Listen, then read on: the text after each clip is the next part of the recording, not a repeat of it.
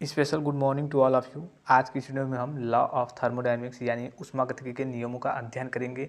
इसके जितने भी नियम है जैसे zero law, first law, second law और थर्ड लॉ। देखिए काफ़ी सारे स्टूडेंट इस कन्फ्यूजन में आते हैं, जैसे जीरो लॉ है, फर्स्ट लॉ है, सेकेंड लॉ है, वो तो समझ लेते हैं, लेकिन थर्ड लॉ में जाते जाते वो फंस जाते हैं कि ये पता नहीं क्या होता है, इसमें एंट्रोपी क्या होती है, मतलब काफ़ी सारी चीज़ें आती हैं, एब्सोल्यूट जीरो टेम्परेचर आता है, उसमें काफ़ी सारी कन्फ्यूजन है। तो इस वीडियो में आपको सारी चीज़ें जितने लॉ हैं इसके सारे लॉ क्लियर हो जाएंगे और इसके बाद आपको कभी किसी चीज़ मतलब इस टॉपिक से ऊष्मागतिकी के नियम का कभी कोई वीडियो या फिर कहीं से पढ़ना नहीं पड़ेगा। इसमें आपको सारी चीज़ें क्लियर हो जाएंगी। तो चलिए पहले जीरो लॉ को देख लेते हैं, शुरू से एक एक देखेंगे। पहले जीरो लॉ, फिर फर्स्ट लॉ, फिर सेकेंड लॉ, फिर थर्ड लॉ। एक बात कहूँगा कि अगर आप हमारे चैनल पे नए आए हैं और आपको वीडियो अच्छा लगे तो वीडियो को लाइक, चैनल को सब्सक्राइब और बेल आइकन को प्रेस करना ना भूलेंगे। यहाँ पे आपको हमेशा इंजीनियरिंग लाइन या फिर एजुकेशनल लाइन से लाइफ टाइम कुछ ना कुछ जेन्युइन कंटेंट मिलता रहेगा जो आपके लिए काफ़ी यूजफुल होगा। तो चलिए सबसे पहले देख लेते हैं कौन सा जीरो लॉ। देखिए इंग्लिश और हिंदी दोनों में डिफिनेशन है, चाहे तो आप नोट भी कर सकते हैं एग्जाम में आए तो लिखने के लिए, या फिर अदरवाइज ऐसे काफ़ी ईजी मतलब ईजी लैंग्वेज में है, काफ़ी आसान भाषा में इसको समझाएंगे हम आपको। और एक बार आप समझ लेंगे मतलब देख लेंगे इस वीडियो को तो आपको दोबारा कोई चीज़ देखनी नहीं पड़ेगी। देखिए ऊष्मागतिकी का जीरो लॉ है, जो 0वां नियम है, वो क्या कहता है। If two system are in thermal equilibrium separately with a third system they must be in thermal equilibrium with each other.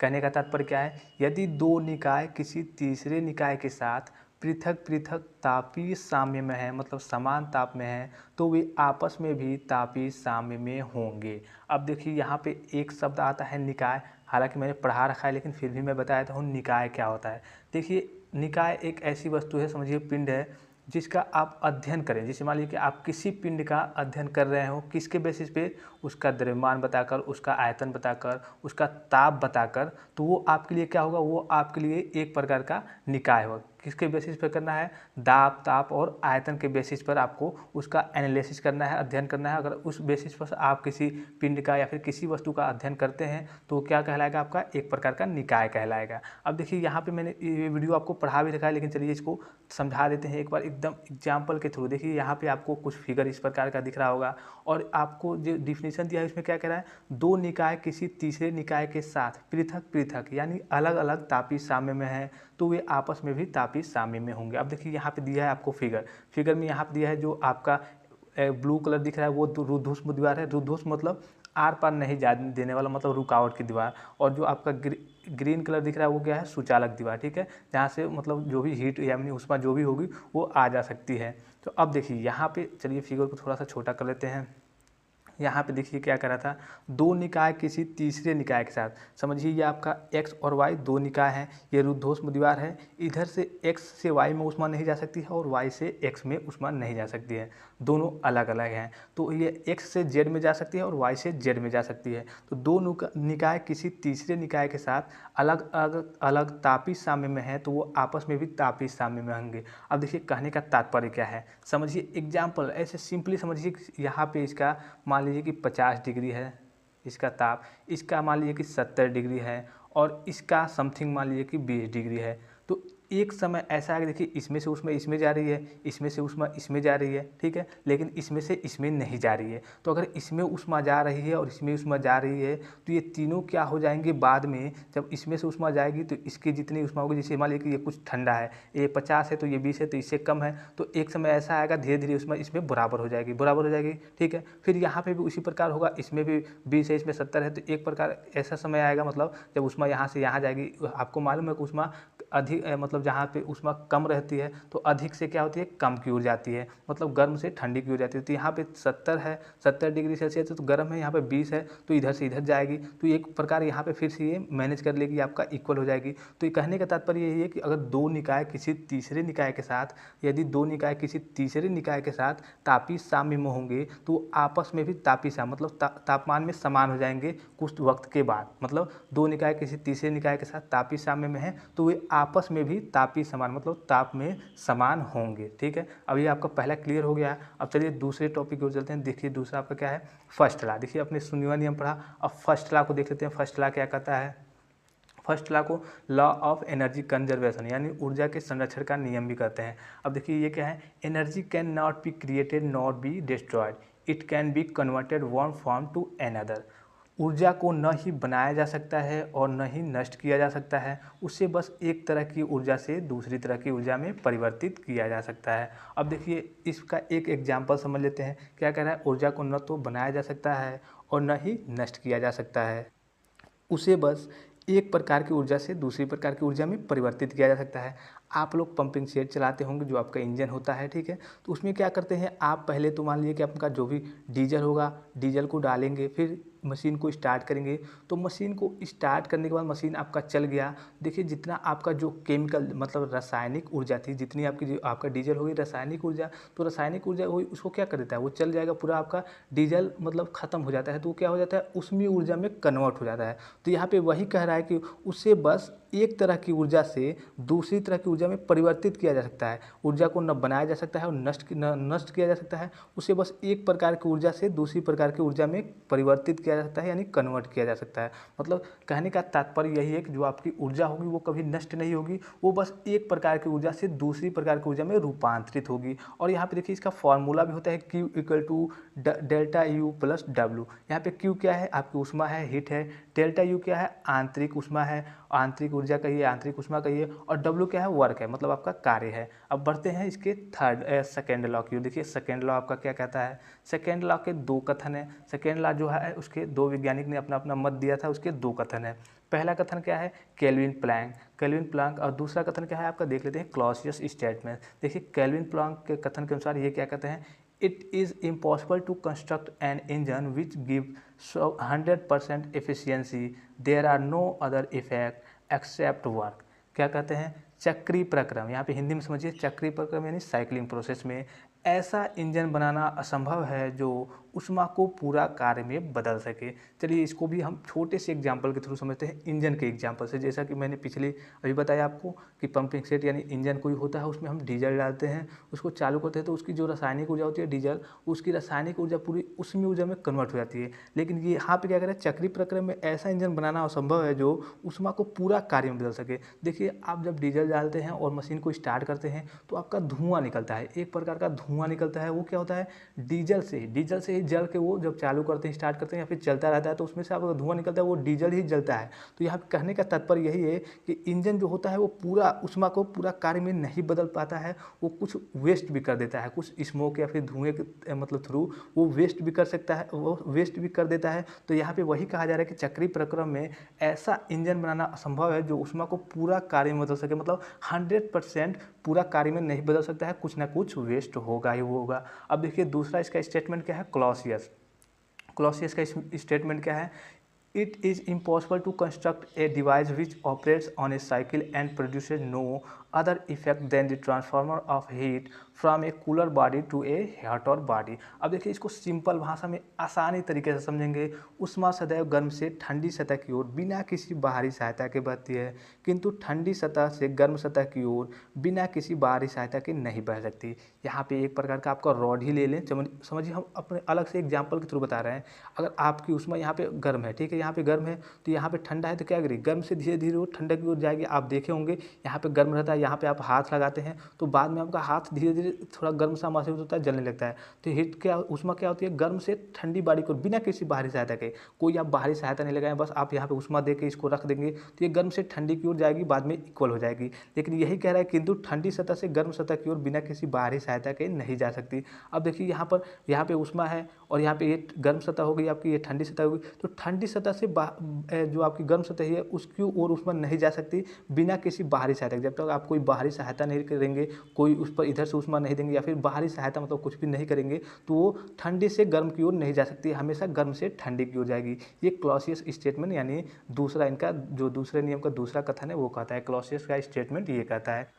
अब बात करते हैं थर्ड लॉ, थर्मोडायनेमिक्स का थर्ड लॉ, जो आपका सबसे ज़्यादा इंपॉर्टेंट है और काफ़ी सारे स्टूडेंट्स इसी में कन्फ्यूजन में रहते हैं, इसको समझ नहीं पाते हैं। तो इसको समझने से पहले आपको तीन बातें यहाँ पे दिख रही होंगी आपको, एब्सोल्यूट जीरो टेम्परेचर, एंट्रोपी और परफेक्ट क्रिस्टल। अगर आप ये समझ लिए तो समझिए आप सब चीज़ समझ लेंगे। अगर ये नहीं समझेंगे तो आपको हमेशा कन्फ्यूजन रहेगी कि ये चीज़ें क्या होती है। इसमें ये तीनों चीज़ों जितने मतलब तीनों चीज़ें बता रहा हूँ, ये तीनों चीज़ें इसमें आने वाली है। देखिए एब्सोल्यूट जीरो टेम्परेचर क्या होता है, मान लीजिए कि कोई आपका ये पिंड है कोई भी हो गया, इसमें कितने मॉलिक्यूल्स, काफ़ी सारे मॉलिक्यूल्स होते हैं जो गति करते रहते हैं, ठीक है। कोई भी पिंड हो गया तो गति करते रहते हैं। जैसे इसका हम टेम्परेचर कम करेंगे, जैसे जैसे टेम्परेचर कम करेंगे धीरे धीरे गति करना कम करेंगे। एक प्रकार का ऐसा इतना टेम्परेचर कर देंगे कि एक सारे सीज हो जाएंगे, मतलब गति करना बंद कर देंगे, रुक जाएंगे। वो कौन सा टेम्परेचर होता है? -273.5 डिग्री सेंटीग्रेड।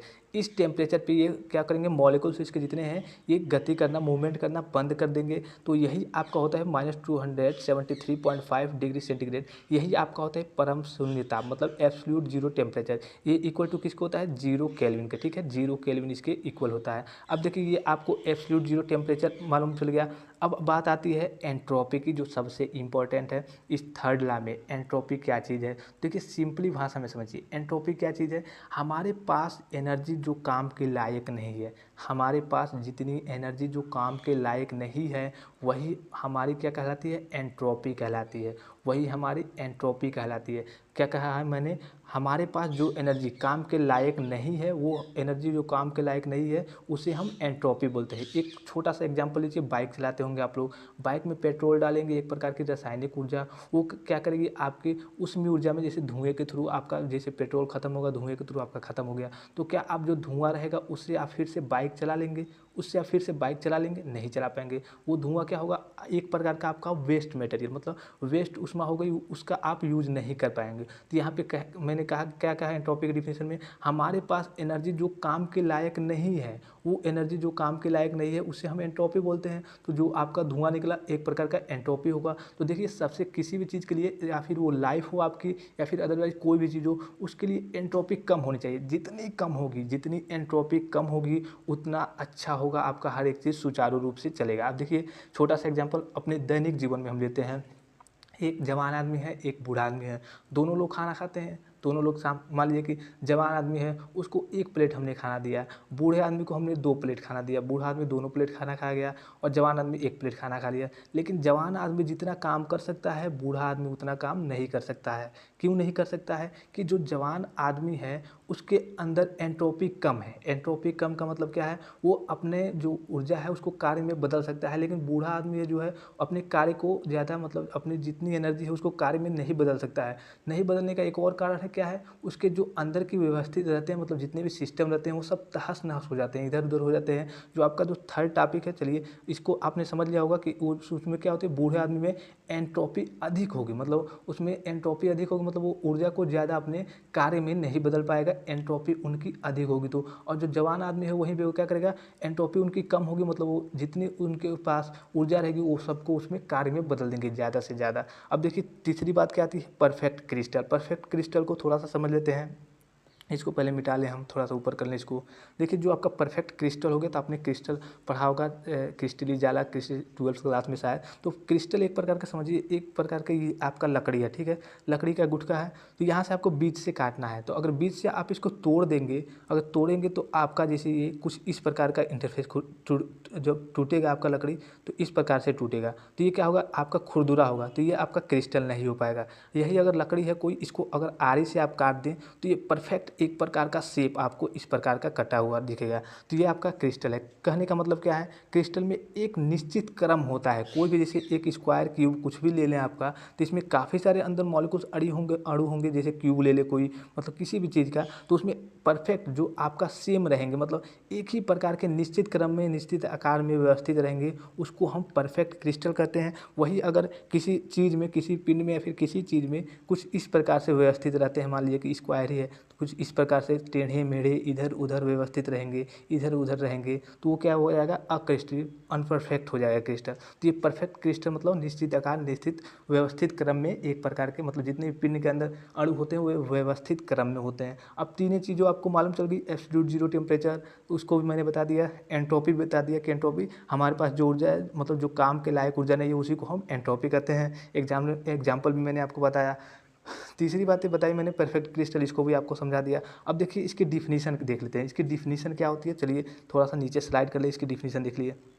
देखिए पहले इंग्लिश में देखिए, it states that entropy of a perfect crystal approaches to zero at absolute zero temperature. देखिए परम शून्य ताप मतलब 0 केल्विन पर किसी शुद्ध, किसी मतलब शुद्ध एकदम प्योर होना चाहिए, किसी शुद्ध दोष रहित क्रिस्टलीय तत्व अथवा यौगिक की एंट्रोपी सदैव शून्य होती है। मैंने अभी बताया कि एंट्रोपी जैसे आपका एक बॉडी हो गया, तो बॉडी में गति करते जितने मॉलिक्यूल्स अणु होते हैं वो गति करते रहते हैं। तो अगर टेम्परेचर को इसको कम करते हैं तो धीरे धीरे गति करना बंद कर देते हैं, मतलब कम कर देते हैं, और एक समय इतना कम कर देते हैं -273.5 डिग्री सेंटीग्रेड पे कि ये साफ काम करना मतलब गति करना बंद कर देते हैं। तो यहाँ पे वही कह रहा है कि परम शून्य ताप मतलब 0 केल्विन पर किसी शुद्ध होना चाहिए, दोष रहित क्रिस्टल होना चाहिए, मतलब एक उसका निश्चित क्रम होना चाहिए, उसके वो क्रिस्टली होना चाहिए तत्व अथवा यौगिक की एंट्रोपी, वो उस प्रकार की एंट्रोपी क्या होगी, उसकी एंट्रोपी सदैव मतलब हमेशा शून्य होगी। अब देखिए हमेशा शून्य, एंट्रोपी शून्य का मतलब क्या होगा, वो अपनी जितनी एनर्जी है, जितने मैंने क्या कहा, जितनी एंट्रोपी कम होगी वो अपने ऊर्जा को उतनी क्या बदलेगा, कार्य के मतलब वर्क डन के रूप में कन्वर्ट करेगा। तो एंट्रोपी 0 होगी तो कार्य को ज़्यादा से ज़्यादा क्या करेगा, बदलेगा, मतलब अपनी ऊर्जा को ज़्यादा से ज़्यादा वर्क यानी कार्य में बदल देगा। तो यही कह रहा है यहाँ पे जो आपका थर्ड लॉ है, यही कहता है परम शून्य ताप 0 केल्विन पर किसी शुद्ध दोष रहित क्रिस्टलीय तत्व अथवा यौगिक की एंट्रोपी सदैव शून्य होती है। बस आप इसको याद कर लीजिएगा, और मैंने उदाहरण के सहित आपको समझा दिया है। वीडियो अच्छी लगी हो तो अपने दोस्तों के पास शेयर करने के साथ साथ लाइक और सब्सक्राइब कर दीजिएगा। यहाँ पे आपको हमेशा जेन्युइन या फिर अदरवाइज टेक्निकली या फिर एजुकेशनल लाइन से कोई ना कोई चीज़ें आपको वीडियो या फिर मोटिवेशनल वीडियो कुछ भी ना कुछ भी मिलता ही रहेगा। दोस्तों फिलहाल आज के लिए इतना ही, मिलते हैं हम नेक्स्ट वीडियो में।